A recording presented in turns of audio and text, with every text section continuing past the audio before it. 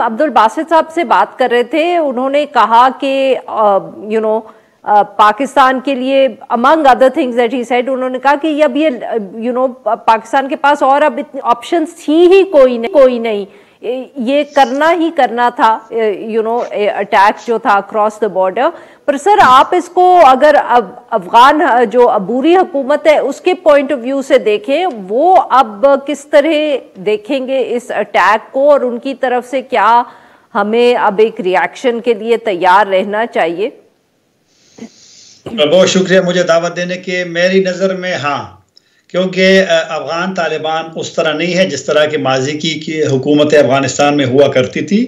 کہ ایک سسٹم تھا، ایک نظام تھا، اور عمران خان صاحب کی حکومت کے دوران تو بڑا ایک جامع نظام بھی بنا تھا 2.5 لاکھ کا، جس میں فوجی اور انٹیلیجنس افسران اور پھر اس طرح کے تجارت کے اور فارن آفس کے، تو وہ نظام ابھی موجود ہے، لیکن بہرحال ان سے دونوں نے شاید کام نہیں لیا۔ تو یہ والا، کیونکہ میرے خیال میں پاکستان نے جو ایکشن کیا ہے، پاکستان کے پاس دلائل ہیں، جس طرح کہ وزارت خارجہ کے بیان میں کافی سارے دلائل دیے ہیں کہ جی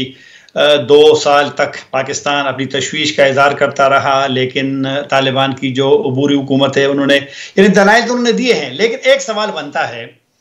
کہ کیا یہ جو کام ہوا ہے اور انہوں نے جو ریئیکشن کیا ہے، انہوں نے بھی کہا کہ انہوں نے پاکستانی فوجی مراکز کو نشانہ بنایا ہے بارڈر ایریاز میں،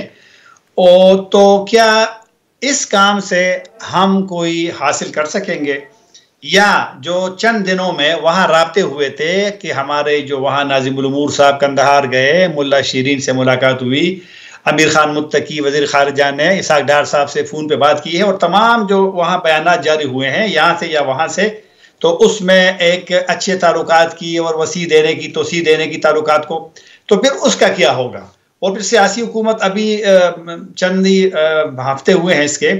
تو ہم نے اگر اس طرح آغاز کر دیا ہے تو پھر کیا ہم افغانستان کے ساتھ بالکل ہندوستان والا سلوک کریں؟ یہ بھی پھر سوچنا پڑے گا۔ اس میں کوئی شک نہیں ہے کہ حملے یہاں ہوئے ہیں، پاکستان میں مایوسی ہے، پاکستان میں مطلب ہے کہ جس طرح کے فارن آفس کے بیان میں ہے،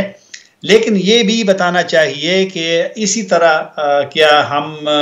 مطلب ہے کہ مسئلے کا حل نکال لیں گے، یا شاید افغانستان کے ساتھ ہماری پیچیدگیاں بڑھیں گی۔